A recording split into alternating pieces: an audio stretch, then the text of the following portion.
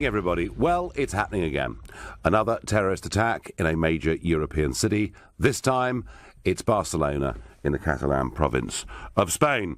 What do we know? Well, we know that a van at high speed ploughed into a crowd in the Las Ramblas area, a very upmarket, shopping, touristy type part of Barcelona. I've certainly been there. It's a lovely place to go. At least it was until this afternoon.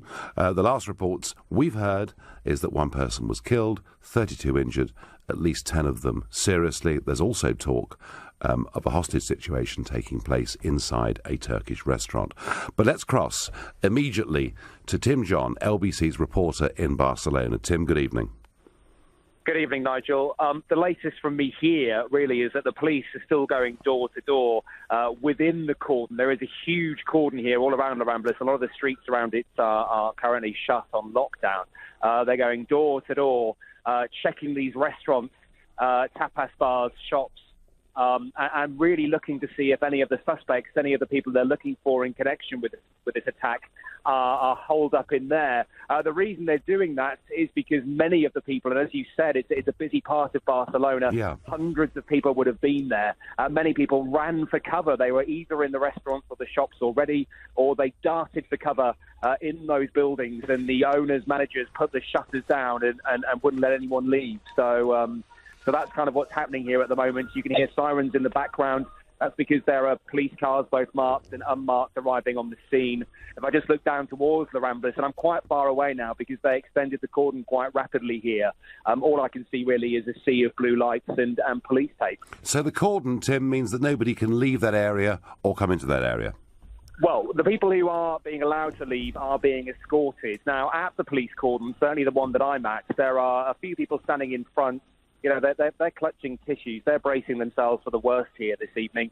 They're desperate for some news. There are a couple of people who've got cars and mopeds kind of parked there, and I'm sure are desperate to get home after a day's work. But yeah. They're frustrated, but they have to understand, as the police are telling them, they're going nowhere for the moment. And Tim, no one's in, no one's out. So the driver of the van that ploughed into the crowd, causing dozens of injuries and at least one death, he fled, I believe. What we heard was that he fled the scene, and the police obviously then started a fairly intense manhunt to try and find that suspect. There are conflicting reports that I've just been hearing in the past few minutes that from various broadcasters here that suspect has been found somewhere, but that's not confirmed at the moment. It is quite difficult. It's quite a slow process to get that information out. But I mean, we saw this, of course, in Westminster, in Manchester, and at London Bridge just a few months ago. The police are cautious with stuff like this. They don't want to put misinformation out there. So, yes. And yeah. Tim, one last question. Is it true? Is it true, do you know, is there a siege situation, hostage situation taking place in a restaurant? I don't know for sure. No, we're just hearing lots of reports about it. Yes. But obviously this is a big area, lots of cordons. Others who are reporting that may be able to see that. I certainly can't. Tim, thank you very much. We'll be back to you very shortly. So politicians in the UK have started to give their reactions, and with me is Theo Usherwood, LBC's political editor. Theo, good evening. Yes, the Prime Minister Theresa May has just released a very short statement to say that her thoughts are with the victim of this terrible attack in Barcelona. She's added the UK stands with Spain against terror. Meanwhile, Jeremy Corbyn, the leader of the Labour Party, has also, he's tweeted, in fact, terrible reports from Barcelona. My thoughts are with those killed and injured, and the emergency services working to save lives. The leader of the SNP, the Scottish First Minister, Nicola Sturgeon, earlier, a short message from her. My thoughts are with everyone affected by this horrific and mindless attack in Barcelona. I'm sure we're going to be hearing more from the main politicians throughout this evening and into tomorrow. Theo, thank you. Don't go too far away. Any more reaction, please let us know. Well, yes, my thoughts are with the victims, with their families, and for Barcelona, which is a fabulous place to go to. But every time this happens, we get, of course, the same reactions. We get, the Prime Minister and the Mayor of London and the Leader of the Opposition and everybody saying how horrible it is and how we're united and we stand together in solidarity with whether it's Belgium, whether it's France, whether it's Spain.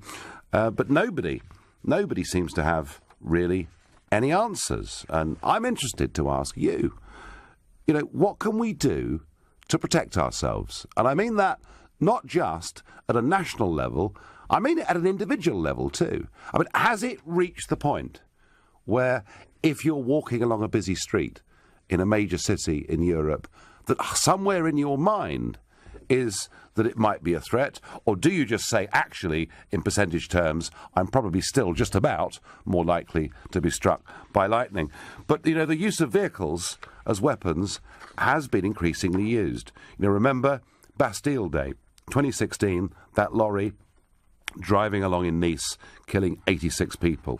Remember Christmas, 2016, Christmas market in Berlin, 12 people killed when a lorry drove into a crowd.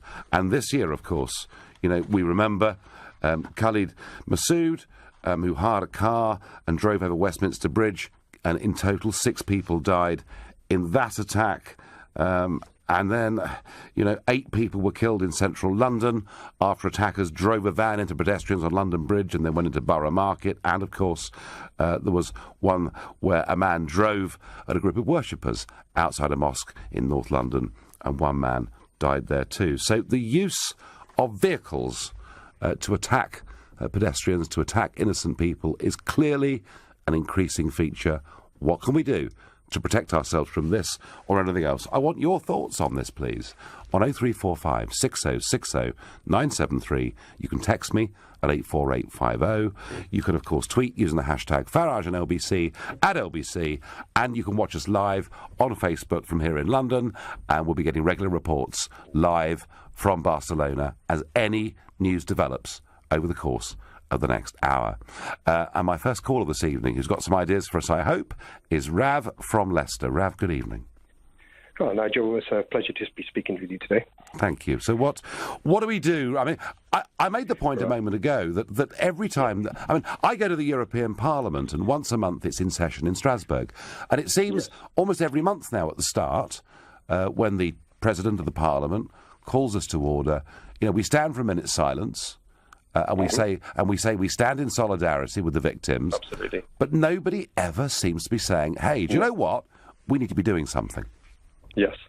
And I would just like to make a wider point on this, and it's probably an angle which many people probably don't like to mention, but I think we're getting to a point where society is. So, I mean, without being labelled as a prime minister or anything along them lines, and I'm actually Asian, so I can't be. Right. But it's like the labels we get placed by society and the left. So I think we do need to talk about the Islamic problem that we have in the UK, and it's a wider point. So if you look at everything that's going on, so whether it's from suicide bombers to child grooming gangs to female mutilations to honour killings, all these events and all these kind of horrible, terrible things are happening disproportionately. And it's important to use that disproportionately. So not all, but disproportionately from a population which is Muslims from over 3%. And I think the issue we have is, like I was saying, we've got into a situation where what the left have done is they've designed a mechanism in such a way where if we were to say anything or to basically mention facts, because I don't believe, and I think a lot of people who live in the UK don't believe we are racist, we are homophobic, or anything along the points, but we're just talking about facts. But we don't seem to be able to speak facts anymore. So everything we've said today, or I've said today, is not fiction, it's not made up. These are facts. But we don't. Rav, can I ask you, what's your religion? Do you practice? I'm Hindu. You're Hindu, yeah. I mean, yeah, and it is fair to say, is it not, that traditionally, over quite a long time, there's been a huge tension between the Hindu community and the Muslim community. Yes, there has been. But again, I think there are a lot of good Muslim people out there, and I'd just like to make this point, which is where the differential will come into. And I won't take too much of your time, but I think it's quite important. So, like I would like to say openly, I mean, I've got tremendous loads amount of Muslim friends, and they're decent people. Yep. However, the important thing to clarify is as follows. So what most of the Muslims in the UK, and a lot of people I talk to, so I'm not going to label everything or everyone, they are classified as liberal Muslims. So by this, what I mean is that they don't follow Islam to the letter. A lot of them haven't read the Quran, but they are classified as Muslim, a bit in a way like Christians, Hindu, myself, or other people. We believe a faith, we believe what it is, but we don't follow things religious to the letter. So that's the first point. However, what we do have to understand is a lot of terrorism and terrorists and so forth that do these terrible crimes actually do specify that we're Islam and it comes from the Quran, and but we are in a situation where we're shutting that down. So Rav, you believe, and I'm pleased to hear you saying that you don't want to have a holy war against Islam, because I think if we were to go down that route, I think we'd lose. I think it would be a catastrophe. But you think we need to have a more open and honest debate that disproportionately some bad things are coming from one community. Yeah, absolutely. And I think it's important to say that, because we don't want any kind of civil war or anything like that. I know it's quite big to say that. But what I was trying to the point I was trying to make was we do need to have an open conversation, because at the moment we are, whichever champion, we have been shut down. There's no channel to discuss these things. And there are items and there are various verses that are mentioned which actually do derive hate. And I won't go into too much. Let's not get too theological, Rav, at this moment in time. But I thank you for the general point that you've made. Rav, they're slightly making an assumption that this is a extreme Islamic attack. It looks like the patterns we've seen in the past, but we don't actually know. And of course, Spain has its own history of terrorism. The Catalan separatists, although it would be, I would have thought, very unlikely that an attack from Catalan separatists would happen actually in the capital of Catalonia. But we don't yet know the full truth. Donald Trump has pronounced, he said the United States condemns the terror attack in Barcelona, Spain, and will do whatever is necessary to help. Be tough and strong. We love you. You're listening to The Nigel Farage Show. Another terror attack using a vehicle, this time a van that is driven at high speed into a crowd of people into the Las Ramblas district of Barcelona. We know that one person is dead. We know 32 are injured, at least 10 of them seriously. And there are stories, not fully confirmed, that there may well be also a hostage situation going on inside a restaurant in Barcelona. Well, I'm saddened, but not surprised by these attacks, I'm afraid. And I have to be honest and say we don't know yet what the source of it is, but there has been a pattern, a steady pattern of these attacks, and we've seen them in France, we've seen it in Germany, and indeed we've seen it here in the United Kingdom. And I'm putting it to you tonight that our politicians seem to have very few answers. I'm wondering what you think we can do to protect ourselves. David says to me by text, he says, Nigel, it may be wise to erect reinforced bollards along each side of the roads to allow pedestrians some protection.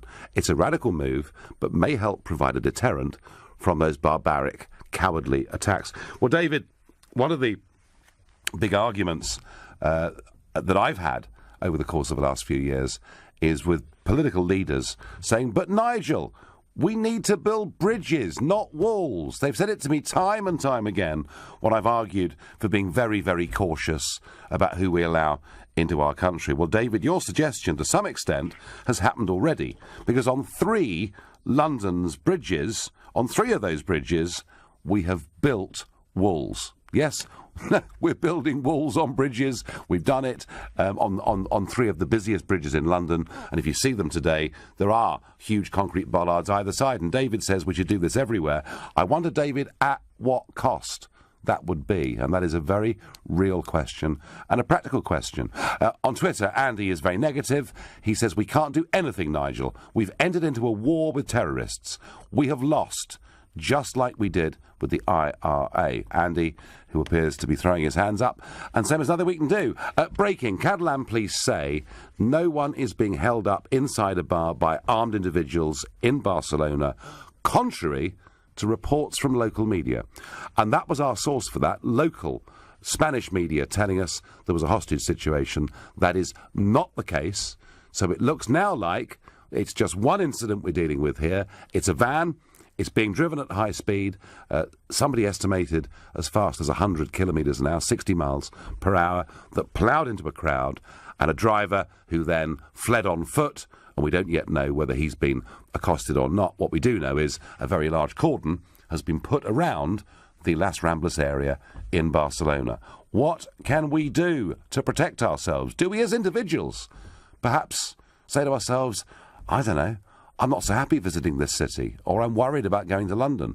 Or do we just have to shrug that off and get on with life as normal? And I'd love to think we could get on with life as normal. But, you know, even here in London, the capital city of this country, we've now reduced the numbers of days that we do changing of the guard outside Buckingham Palace, and they now have a full armed escort with them. So it's all well and good saying we mustn't allow terrorism to change our way of life. To some extent, it is already. And any of you that are going abroad this year through Britain's airports or airports anywhere know that we have to strip off now and take virtually everything off, don't we? Our shoes, our watches, cufflinks if we're wearing them. So our way of life is being changed, but what can we do to make ourselves a little bit safer? Stuart in Carmarthen is my next caller. Stuart, good evening. Nigel, good to speak to you. So what would you do, Stuart? Okay, so Nigel, first of all, it wouldn't happen imminently, but I think when manufacturers of vehicles are bringing out new cars and vans, they need to utilise the GPS system and create a system so it'll prevent cars from going anywhere where they shouldn't be. So built-up areas, off-road, and that would eliminate potentially this sort of incident. And also, if anyone was taken ill at the wheel, possibly. I'm not convinced, Stuart, that if you're driving at 60 miles per hour down a road and you then go off it by, a few feet onto a pavement, that any system could stop the car doing that. It depends. Obviously, you wouldn't be able to totally eliminate it, but I think if the GPS system would control the car so it adheres to the speed limit, for instance, 20 miles an hour in a 20-mile-an-hour zone, not going to be able to get to 60 miles. Well, if we finish up, Stuart, as some suggest, with driverless cars, namely that it's all done by a computer, then I suppose you would finish up with cars that went at maximum 30 or 20 or whatever it may be. So we may, in a way, having thought it through for a second, we may, in a way, be heading in that direction. But I suspect that this is a very long way in the future, as you conceded at the start. I just worry short term, what on earth can we do? Short term, it's a very difficult situation to get any precautions or to put anything in place as well. I think there needs to be more armed police. I think all the police officers should be armed. Well, in this country. Do you know what, Stuart? That's my personal opinion. Do you know what, Stuart? Your second point there, I'm now not going to argue the ins and outs of with you, because I am absolutely convinced after what happened on London Bridge, I'm absolutely convinced that if that police officer had been armed, not even necessarily with a gun, but at least with a taser, those three bad guys would have been taken down there and then. As it was, he went up to them, didn't he? With a baton, did his best, but it just simply couldn't be good enough. Thank you very much indeed, Stuart. OK, news coming out now. Catalan police now confirm that actually the number is 13 killed. That's up from 1 earlier. 13 killed. That's what the Catalan police are telling us. 32 injured, 10 of them very seriously. The Catalan police say no one is being held up inside a bar. I repeat that. So it is a one-off incident, but the number of dead has now risen to 13. So it is yet another horrendous attack. Stuart on Facebook says, has anyone claimed it was a lone wolf with mental health problems? No one, Stuart, has claimed anything yet about who it may have been. I will speculate on one thing. The number of injured now has gone up to 50. 13 killed, 50 injured. They're the latest figures we've got from the Catalan police. The only speculation I will make is I'll be very surprised if the person that drove this van wasn't a regular, habitual drug user. And I say that, and one or two people have a sharp intake of breath, but time and again we see with these incidents that it's young males, and very often, yes, they've picked up an extremist ideology. There nearly always seems to be a link with drugs. I'm going to ask Kuram from Slough. Good evening.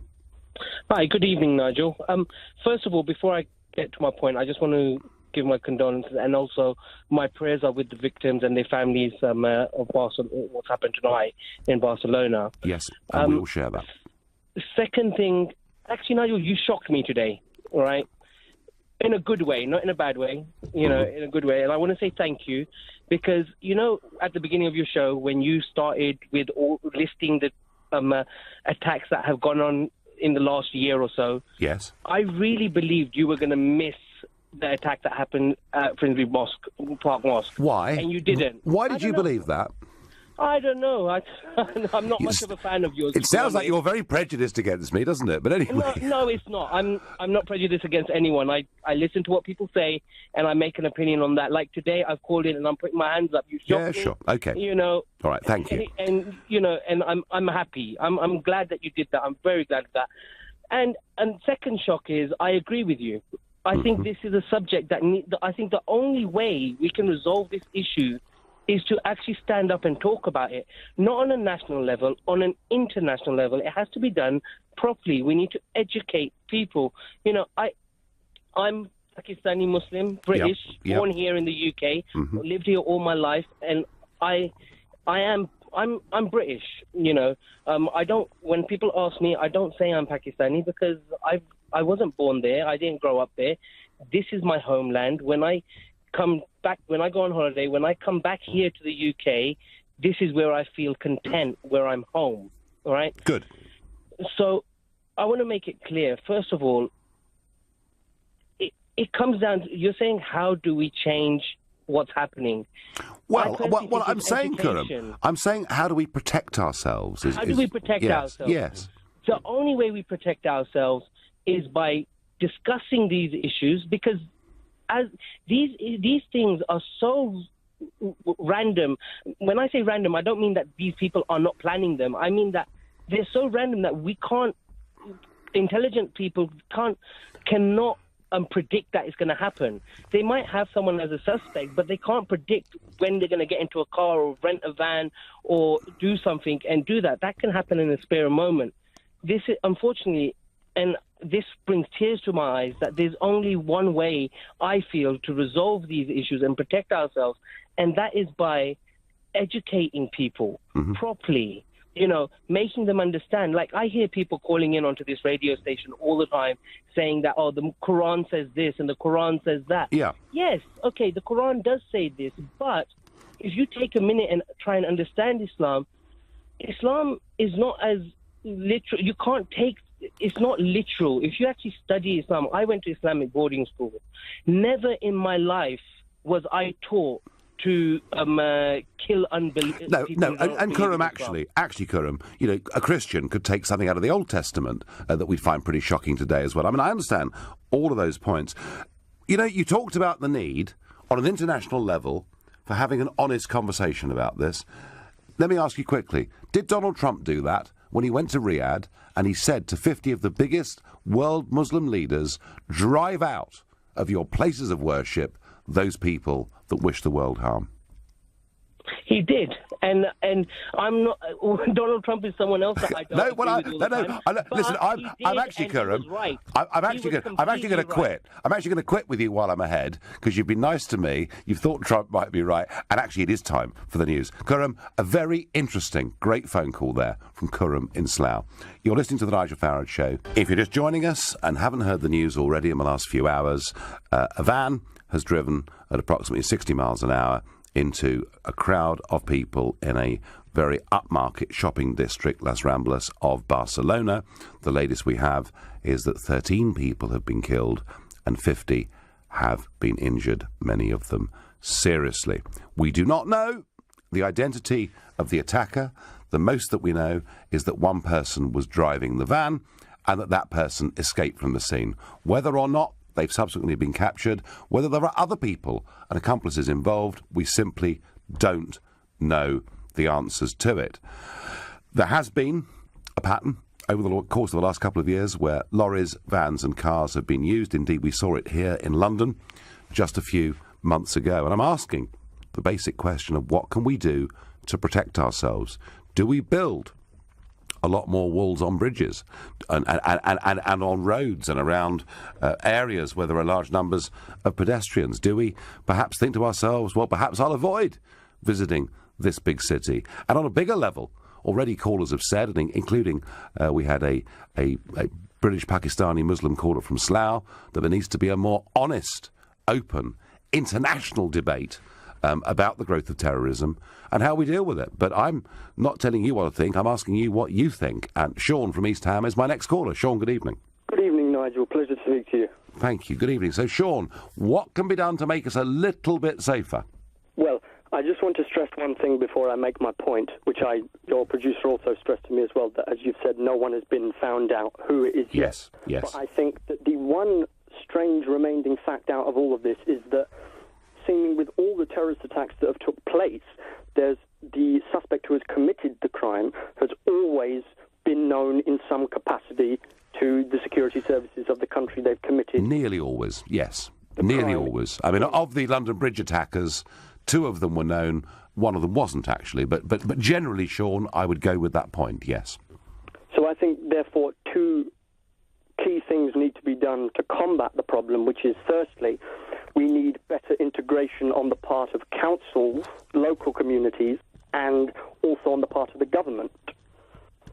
Do you mean, when you say integration, you mean knowledge sharing about who the bad guys potentially are? Yeah, so that we're in a community where different ethnicities live, that they can feel safe, that if they have a suspicion about their next-door neighbour or the person across the road from them, that they have the sort of gall to stand up and tell the relevant authorities. Sean, fine. Okay. And by the way, I just said bad guys. They could be bad girls as well, I guess. And we have to gender balance this debate, of course. It's quite possible. But, Sean, fine. But, I mean, others would go a bit further than you, Sean. I mean, I've heard people... I mean, bear in mind, there are 3,000 people in this country on a suspect terrorist list. But in total, there are 20,000 people... and the rest of those have known links to people who have been involved with ISIS or ISIS sympathisers. There are some, Sean, who say, in the wake of all these attacks, and actually, even including a former quite highly placed military officer who led our forces for a bit in Afghanistan, that the 3,000 suspected terrorists should simply be rounded up. How would you respond to that? I think that would be completely the wrong way to go about it, because I think that wouldn't help it at all. It would just fuel the fire more. I think it would just make more anti-Muslim sentiment than there already is in the country, because I think that by him saying that, it wouldn't help the situation. It would just make it worse. OK, but you think there needs to be a lot more linkage between government at all levels as to who these people are, where they are and what they're doing. The trouble is, Sean, we simply don't have security services big enough, do we, to constantly track 3,000 people? But I also think the other thing that needs to be done is the horrendous scheme that David Cameron thought was a good idea to combat this kind of terrorism, the PREVENT scheme. Yeah. Where he opened this scheme to sort of help stop radicalising young people from going into these ideologies. But if you see the facts, it's just made it worse and hasn't made any effect at all. Yeah. Yeah, no, I think PREVENT failed. I would agree with that. Sean, I thank you very much indeed. A point that gets made here that's been missed so far, and I thought somebody would say it, the other recent terror attack using a vehicle was, of course, in Charlottesville. USA. A US problem as well as a European one. We have to work with the Americans too to find solutions, says Dan. Point very well made. And Kathy makes the point that I made earlier, that the trouble is there are too many people on drugs these days, and that needs addressing in a big way. We have too much lawlessness in this country. And she makes that point, and it's a theme that I've returned to again and again on this show, that nearly every time we see these attacks, in 90% of the cases we find it is young men who've been radicalised, religiously, but they also are heavy, repetitive users of mind-altering drugs. And that's the pattern we've seen again and again and again. And a further point that our last caller made, nearly always too, they're on a known police list of some kind. I don't know whether Barcelona will turn out to be the same way, but I have to say, somehow in my heart, I'd be surprised if that wasn't the case. Ali in Wimbledon, good evening. Hi, Nigel. What can we do, Ali? How do we make ourselves a bit safer? Well, the problem is that I think that the current trend is that the people that are doing this have become self-radicalized. I think you'll find the majority of the imams and the majority of the mosques and the majority of Muslims in this country condemn this and reject these acts. However, you'll still find an individual who has been self-radicalized over the internet, over social media. It's very easy to tap into ISIS messages and other messages, radicalize yourself, and believe that you can carry out this type of action. It takes one person to cause complete carnage.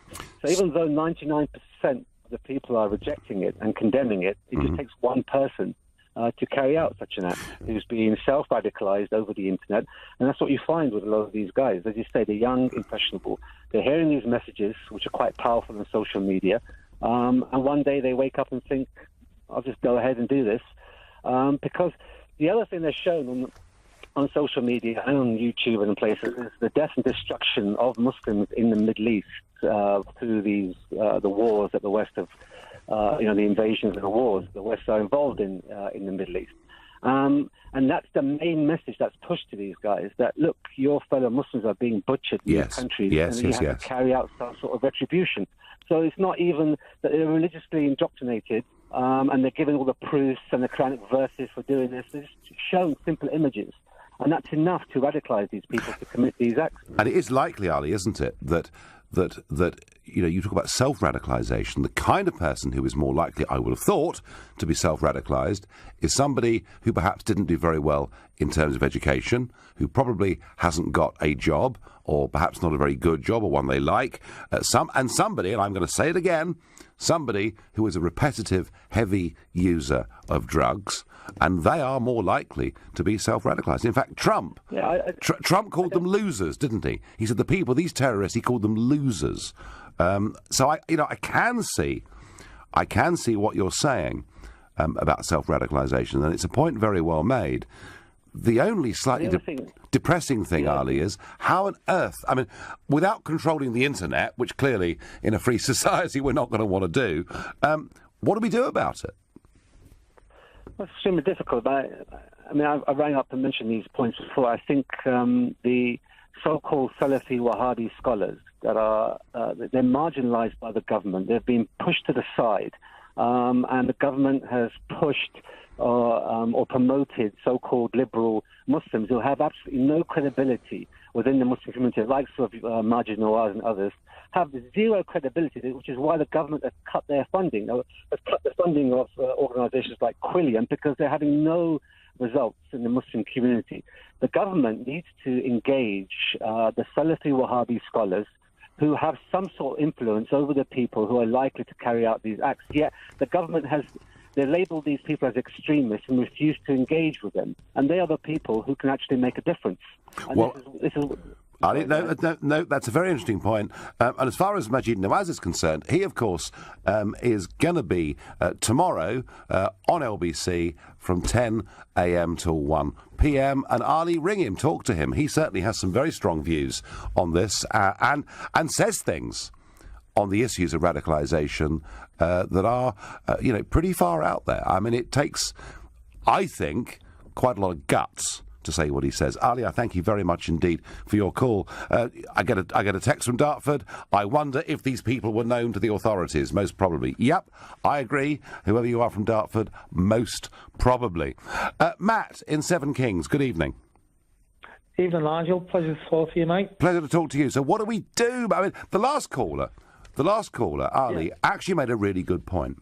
He said there's a lot of self-radicalisation, but barring shutting down the internet, I'm not sure what we do about that. Give us one idea, Matt, that could make us safer. Well, I mean, to be honest, the reason why I was ringing, Nigel, I was listening to a professor who Ian Dale was speaking to before, and he was talking about, how we must give more of our civil liberties away, our privacy laws away, and, I just wonder sometimes that these young men, Muslim men, who are going to these Middle Eastern countries and coming back battle-hardy, our intelligence services are allowing these young battle-hardy men to come back into European countries, into our countries, knowing quite well that, at some stage there's a very good chance that, they're going to do something really bad. So stop them coming back, Matt, yeah? Well, yeah, but the broader point that I'm getting to, when we hear of these attacks, our politicians and, your professors like, the professor who was speaking to Ian Dale, saying that we must give more of our civil liberties away, more of our privacy laws away. It seems very, very Orwellian to me, like, you know what I mean? Call me paranoid or... No, I don't. I think a lot of us feel like this. A lot of us are worried about our civil liberties, and actually what we should be doing is using the basic tools available to us. Matt, I thank you very much indeed, and Matt makes the point about people coming back in. I have been screaming about this for years, that anybody that goes to fight for ISIS in Syria should not be let back in our country. And, so far, we've managed to stop the grand total of... 1. That's right, 1. And hundreds of others have come back and are living in our communities. Right now, you're listening to The Nigel Farage Show. If you're just tuning in, there has been a terrorist attack today in Barcelona in the Las Ramblas shopping area, a very big touristy area. 13 people have been killed, 50 have been injured as a van at high speed, about 60 miles per hour, drove into a crowd. The driver got away on foot, and we are debating what can be done to make us safer. I was making the point, there is a regular... We don't know the identity of this driver, but the point I'm making is there is a regular pattern to these attacks that applies in about 90% of cases. It is that the murderers are young males who have been religiously radicalised, are known to the authorities already, and always have a drug problem. Lee on Facebook disagrees with me completely. He says people have taken all sorts of drugs over the years, but not all wanted to kill anyone. All right, Lee, fine, but you tell me why, matey. In this situation, there seems to be such a close linkage between the two. Maybe Ali, who phoned in and talked about self-radicalisation, maybe it is people who are on drugs, out of work, living on benefit, with too much time on their hands, are spending too much time looking at bad stuff on the internet. Maybe, Lee, that's the distinction. I don't know. I'm merely speculating. On Twitter, I get... Practically, the way to stay safe is to stay away from the bigger cities. It's difficult. It's too late. Well, Angelina on Twitter, we could all avoid the major cities, but in practical terms, this is where people earn their money. It's where they go to visit. I don't see it really happening. The way to be safer is for the communities where these terrorists come from to be observant and to report them. And yes, that is something that is being encouraged at every level. We need zero tolerance. If the government knows of radicals and doesn't remove them from this country, and these people then kill, the government is guilty of aiding and abetting, says Steve from Sutton. Well, Steve, there are 3,000 suspected terrorists living in this country now. I think there's a growing body that thinks they should just be put in prison. I'm not saying I'm one of them, but it is an argument that's out there. Katie from Twickenham. Good evening, Katie. Hi, Nigel. Just phoning in, maybe I was a bit like Lee with the caller with the sharp intake of breath, as you said about being a potential drug user. Yeah. But on a bit of reflection and sort of thinking about it, there may be something in that, and not necessarily in this case, but no. As someone who's done my prevent training and I work in an NHS environment, I think, education is important. It's really important. And picking up on what Kareem said, and for all the criticism of Prevent, there are some really good messages in there for the public, I think, to be prepared. So if I could elaborate a bit, you might be looking for, like you say, a vulnerable young man, social issues. One of the factors you might be looking at is, are they using drugs with an older male? Yeah. And those social issues. So there is the potential there. And I think that everybody can be vigilant and know what's going on in their communities and look out for multiple signs, really. How many people, Katie, how many people out there are trained in the Prevent programme that Cameron brought in? Goodness knows. I wouldn't like to guess because I wouldn't know the answer. I mean, is it a lot of people? Yeah, I think there probably are, especially within, school settings, NHS settings. Yeah. That training, is mandatory, and I think it's useful. Okay, so Katie, what you're saying is I've been a bit too critical of it, have I? No, not necessarily. I mean, I think we can criticise some elements of it, but I think the message as well, even for the general public, on looking out for signs, and raising flags to authorities is helpful. Okay. Because it's one of the only ways we can, sort of help ourselves and prepare ourselves. OK, Katie, no, I take the point, and I take it, thank you. I won't completely condemn Prevent, because perhaps it helps a bit. I don't know. Now, we have Barbara Lucian is my next caller from Dollis Hill. Good evening. Hello, matey. How are you? Hi, I'm very well, thank you. So, how are you going to make yourself safe? How are you going to make the world safer? Come on. Well, what I would do if I was in charge is, to begin with, I would address the herd of elephants that are in the room, because what I think's really lacking here, and there are meant to be so many intelligent, great minds leading all of these countries, particularly in the Western world. Well, I mean, what I would do is actually address the real issues. Something my mum said when I was a small boy and I was being raised, when she raised me, was prevention's always better than cure. Yep. And I really think that's what needs to be applied here, because we can sit here and we can talk about, building walls. We can talk about sat-nav. We can talk about all these crazy solutions, yeah? Let's get to the source of the problem. Let's really look at why this is happening. And, again, hindsight, I'm just going to flick through my points quickly, because hindsight, it's a great teacher. But the way I see it, the West appear to be the pupils in the room that are naughty and they don't want to learn. And, because they don't want to learn, they're being disruptive to all the other pupils in the class. And when they're out in the playground, they're out bullying the other pupils. That's, on the macro level, that's how I actually see it. So what really I think needs to happen here is a spade needs to be called a spade. We need to put up our hands and say, you know what? Okay, especially like with a lot of many African countries, we actually need your resources, more than you realise, more than you need us, right? So we're going to give you a fair price. We're going to pay you properly for your resources. Again, dealing with countries like West Papua. Right. So just to be clear, the point you're making is, if we were fairer with the poorer third world countries, we would not have the mass migrations of people coming here. I'm not even saying that. That's part. I think that's a small part of the issue. The real crux of the matter, I think, here is, and again, like I was going to say, in terms of actually learning and hindsight, we had this issue back in the 70s with the IRA.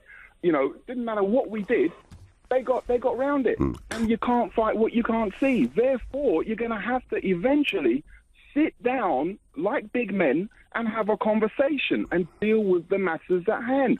Not, going around bombing countries, stealing resources, and it's not doing anything. OK, a different approach. I thank you, Barbara Lucian from Dollis Hill, for that. And my last caller of this evening is Christine. Christine, good evening. Hello, Nigel. Pleasure to speak to you. Well, I'm actually calling, I think, in response to an earlier caller. I think he was called Ali, who suggested that a possible solution to addressing the young people in this country is by seeking out the Wahhabi scholars for their wisdom on this, because they, quote unquote, will understand these young people and can talk to them. Instead of, he spoke in derogatory terms about your colleague on the station, Majid, who represents a view that if Islam is being dangerously, the problem in this country is Wahhabism has turned Islam more and more to a conservative view, which is totally in opposition to living within a Western country. Christine, I'm going to stop you there. They need to adapt. I'm going to stop you there, Christine, because you made that point so powerfully, and I have to tell you, I agree with it incredibly strongly. Thank you. We do not know who drove that van, but we've seen these patterns before. What can we do to make ourselves safer? Well, I have to say, and I'm going to go back to this, but Trump was elected on fighting ISIS and Islam, and his speech in Riyadh about challenging the Muslim churches to drive out of their places of worship bad people was a good one. In this country, one little thing I would do, make sure every police officer is armed, at least with a taser, so when these horrible things happen, we can deal with it quickly. You've been listening to the Nigel Farage Show here on LBC. I'm back on the 28th of August, which is a bank holiday Monday. In the meantime, Ian Collins will be here from 10, but with continued coverage of the Barcelona attack, it's Clyde Bull.